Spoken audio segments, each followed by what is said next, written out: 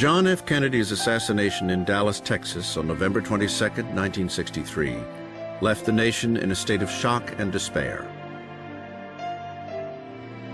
Within hours of the tragedy, Kennedy's vice president was sworn into office aboard Air Force One. Number 36, Lyndon Baines Johnson, Democrat, 1963 to 1969, age 55, from Texas. The greatest leader of our time has been struck down. The day after the assassination, Johnson pledged to dedicate his presidency to the fulfillment of Kennedy's legacy. How well Johnson actually enacted Kennedy's presidential agenda was another matter. Johnson was not happy about the way he gained the presidency, but once he had it, there was much he wanted to do. He was just insatiable about being a great politician. He wanted to be the greatest president in the country's history.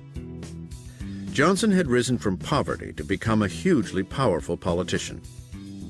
He was a larger-than-life character, alternately charismatic and crass.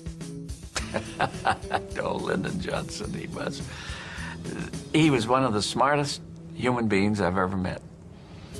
He was cunning. It was kind of like being an animal in the jungle. He didn't read, he wasn't a scholar, but he just was so clever and so aware of people and what they did and so able to analyze them. And then he had this kind of volcanic personality, up and down. He was on certain days a little nuts. He had a ego problem as big as his own hat. He felt inferior dealing with all these Ivy League people, and he occasionally overreacted to that and pushed these people around just to prove he could do it. Johnson had an in-your-face management style. At 6'2", he overwhelmed people to get what he wanted. It became known as the Johnson treatment. The Johnson treatment was getting in people's faces and bullying them, shouting them, bribing them, whatever, to get his own way.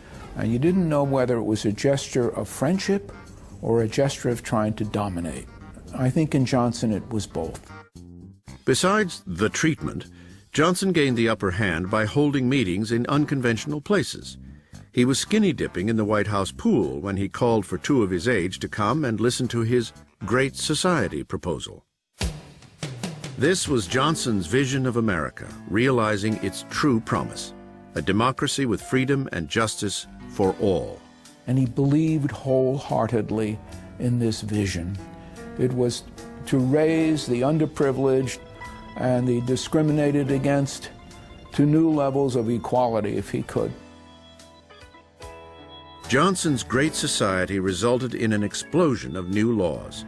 The Voting Rights Act, Medicaid, federal aid for education, environmental protection laws, food stamps, Head Start, National Public Radio, the Public Broadcasting System, consumer protection laws, and the Civil Rights Act. No president wanted to do more for African Americans than Lyndon Johnson. Civil rights was absolutely at the core of his commitment to a better America, to a great society. Lyndon Johnson's going to go down in history for one reason, and that's for civil rights. Johnson also expanded on Kennedy's efforts to fight a war on poverty, and he succeeded, eventually cutting the percentage of those who lived in poverty by half.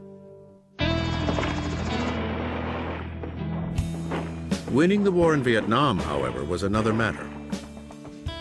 In June 1965, General William Westmoreland warned Johnson that he risked losing the war unless he mobilized the reserves, committed more firepower, and doubled the troops from 65,000 to 125,000.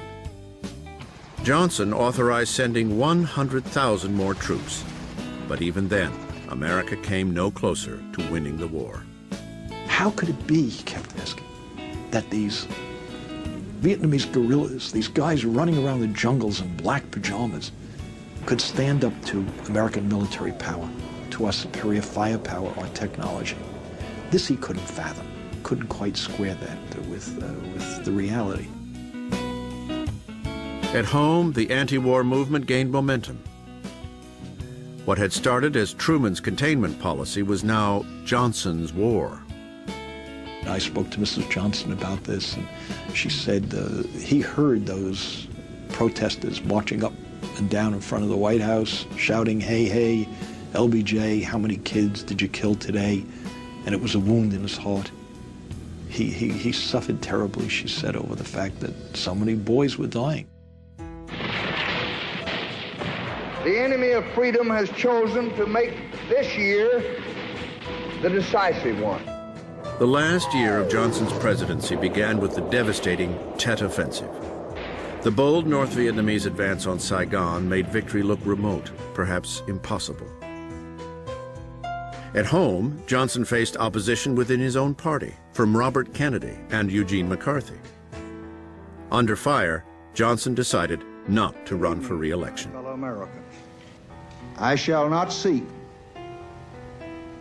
and I will not accept, the nomination of my party for another term as your president.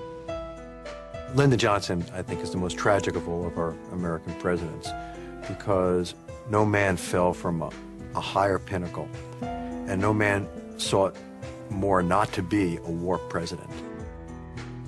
At the end of his term, Johnson tried to negotiate peace with Vietnam, but failed. I think Johnson's reputation will make a comeback. I think he will be seen as, if not a near great president, but pretty darn close to it. Because in the domestic realm, there is no president other than Franklin Roosevelt who achieved more than LBJ. I think in time, as this Vietnam issue fades somewhat, he'll be seen, I think, as a more effective president than he's been seen in recent years.